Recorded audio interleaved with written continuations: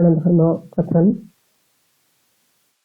मैसूर ने कहा, हे माधव, हे किसी असुर के हनन करने वाले यज्ञवल्क्य मुनि ने पहले किस प्रकार से धर्म बतलाया था, इसे ठीक ठीक रीति से हमको बतलाने की कृपा करें। श्रीहरि ने कहा, ऋषिब्रेन ने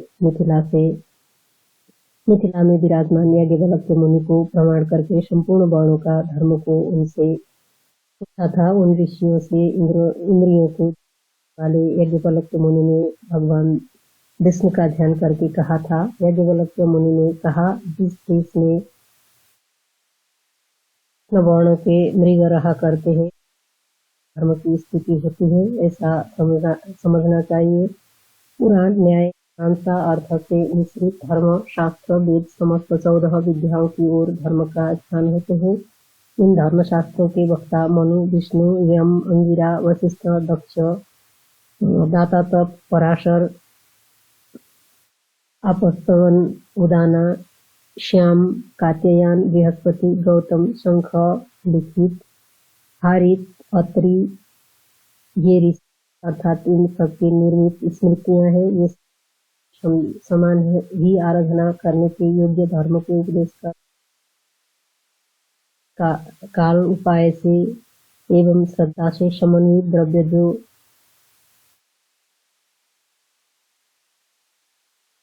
में प्रदान किया जाता है, वह संपूर्ण धर्म का लक्षण होता है।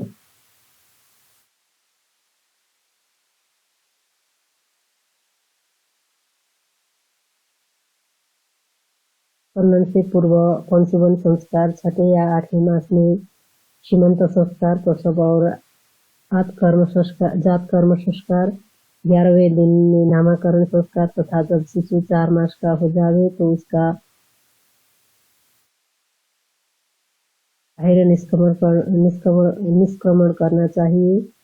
6वें मास में अन्न प्रदान करे तथा चूड़ा कर्म संस्कार अपने कुल में स्वागत प्रथा के अनुसार ही जिस समय और जिस प्रकार से होता हो करना चाहिए। इस प्रकार से पापों का शमन हुआ करता है, जो कि बीज और गर्भ से समुत्पन्न होता है। ये समस्त क्रियाएं चुपचाप ही स्त्रियों के द्वारा हुआ करती है, किंतु विवाह संस्कार का कर्म मंत्र के द्वारा ही पूर्ण किया जाता है।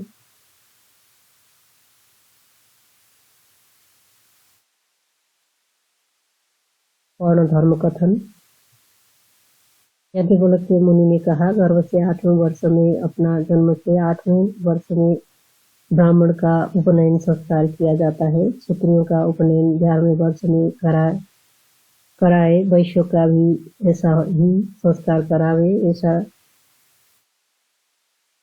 को का मत है। तथा कुछ का मत है कि वैश्य को कुल रीति की जो भी पद्धति हो उसी समय करावे।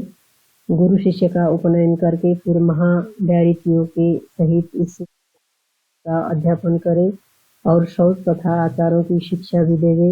इनमें और दोनों संध्याओं के समय में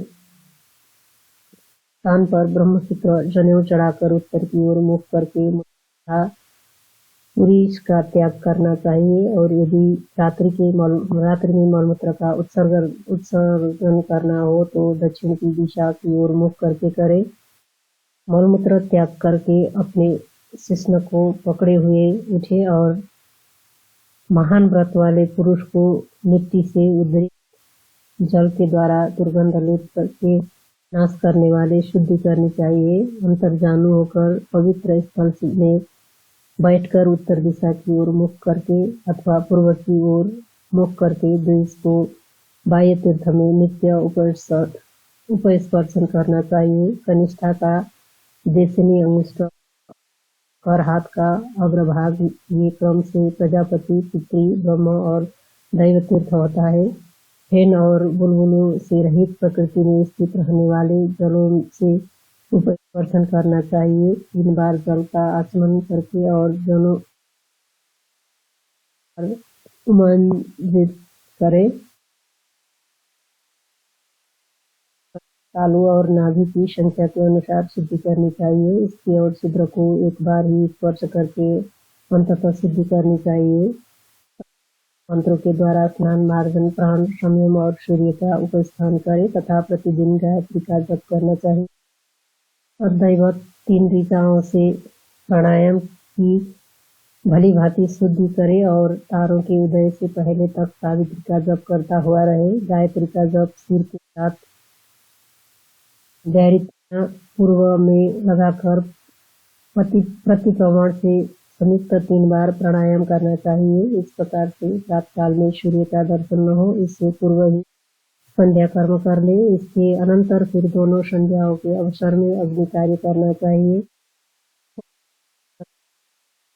मुख नाम तथा गोत्र वाला हूँ ऐसा उच्चारण करते हुए अपने से जो वृद्ध हो उनका अभिवादन करें। फिर स्वाध्याय के लिए समाहित होकर अपने गुरुदेव की उपासना करनी चाहिए और आहूत अध्ययन करें। गुरु की सेवा में सभी कुछ निवेदन कर देना चाहिए। गुरु का जो भी हित हो उसे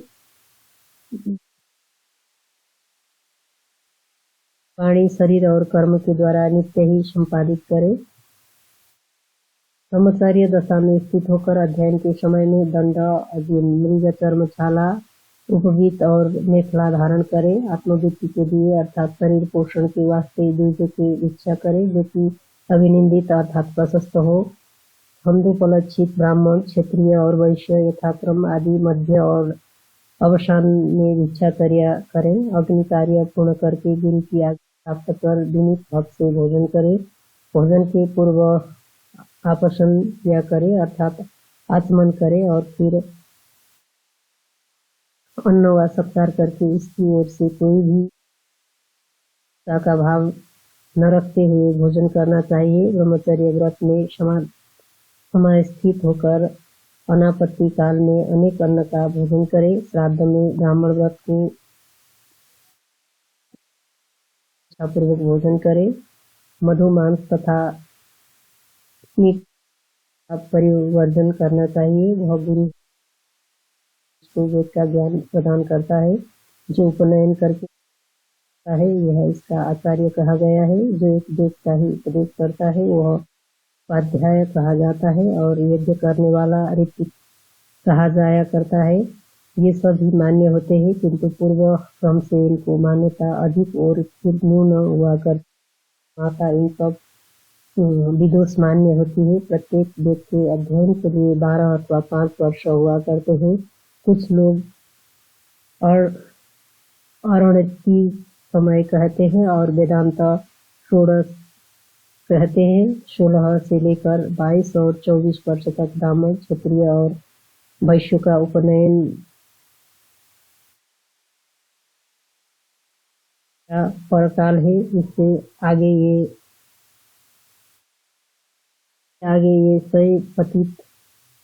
ये सब पतित हो जाया करते हैं तथा समस्त धर्मों में हीन हो जाया करते हैं। जो सावित्री से पतित होते हैं वो व्रात्य हो जाते हैं और क्रतु के बिना व्रात्य स्तोम से युक्त मुक्ति नहीं होती है। आरंभ से माता के उदर के जन्म ग्रहण किया करते हैं। का जन्म मौजी बंध से हुआ करते हैं। इसलिए ब्राह्मण क्षत्रिय और वैश्य ये भी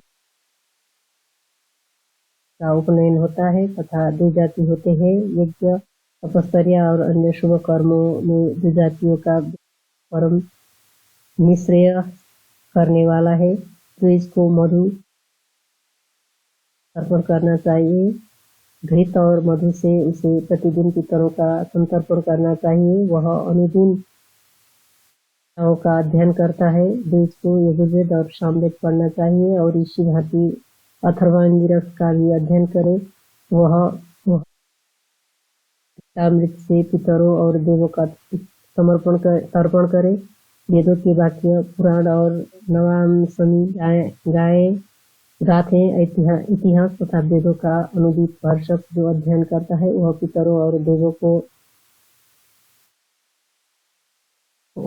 ओदन आदि से संतृप्त किया करता है। वो जब पूर्ण तथा संतृप्त होते हैं तो फिर इसको भी शुभ कामनाओं के फलों से संतुष्ट किया करते हैं।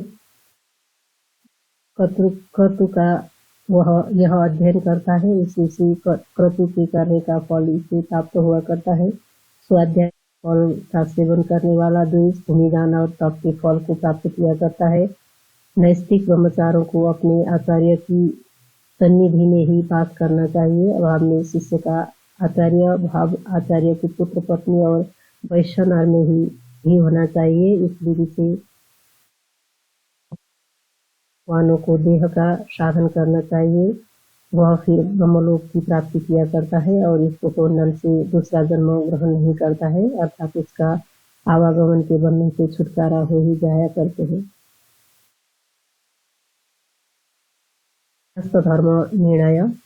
याज्ञवल्क्य महर्षि ने कहा, हे मुनिगणों, अब आप लोग यह व्रत वाले होकर मुझसे गृहस्थ के धर्म का श्रवण करो। वेद का सांग संपूर्ण अध्ययन समाप्त कर फिर ब्रह्मचारी को गुरु के धन दक्षिणा भेंट दे देना चाहिए और गुरु की आज्ञा से स्नान करके ब्रह्मचारी आश्रम को समाप्त कर देवे तथा फिर परम सुलक्षण स्त्री के साथ विवाह करे। वह कांता ऐसी होनी चाहिए कि अन्य कोई न हो, अष्पिंड हो अर्थात अपने गोत्र वाले न हो और उम्र में छोटी होवे। स्त्री जिसके साथ विवाह करे वह रोगों से रहित हो, भाइयों वाली हो और समान ऋषि गोत्र में समुत्पन्न होने वाली हो। माता और पिता से 5 या 7 पीढ़ी से ऊपर की ही होवे। 7 पीढ़ी तक ही सपिंड माना जाता है। 2, 5 और 9 से विख्यात क्षत्रिय महाकुल से सवर्ण क्षत्रिय विद्वान पर दोषान्वित नहीं होता है। द्विजाति का शूद्र से जो आरोप संग्रह कहा जाता है वह हमको सम्मत नहीं है, क्योंकि वहाँ तो यह स्वयं समुत्पन्न होता है। बड़ानु पूर्वी से 3, 2 या तथा 1 ब्राह्मण, क्षत्रिय और वैश्य से भार्य है अथवा शूद्र जन्मा से है। वह ब्रह्मा विवाह से जिसने आह्वान करके अपनी शक्ति के अनुसार ब्राह्मणों से अलंकृत करके कन्या का दान किया कर जाता है। ऐसी कन्या से विवाह होने पर जो भी पुत्र उत्पन्न होगा वह दोनों कुल, मातृ एवं पितृ के 21 पूर्वज पितरों को पवित्र कर देता है। अब विवाह, आर्त विवाह वह है जिससे गोयुग को कन्या दी जाती है। ये कन्या का दान होता है वह दैव विवाह कहलाता है। दैव विवाह से समुत्पन्न बालक 14 पुरुषों को और आत्म विवाह से उत्पन्न पुत्र करता है। धर्म का आचरण करो यह कहकर जो किसी अर्थी को कन्या दी जाती है, इस विवाहित स्त्री से उत्पन्न होने वाला अपने साथ 6 बंदा हुए पुरुषों को पवित्र किया करते हैं।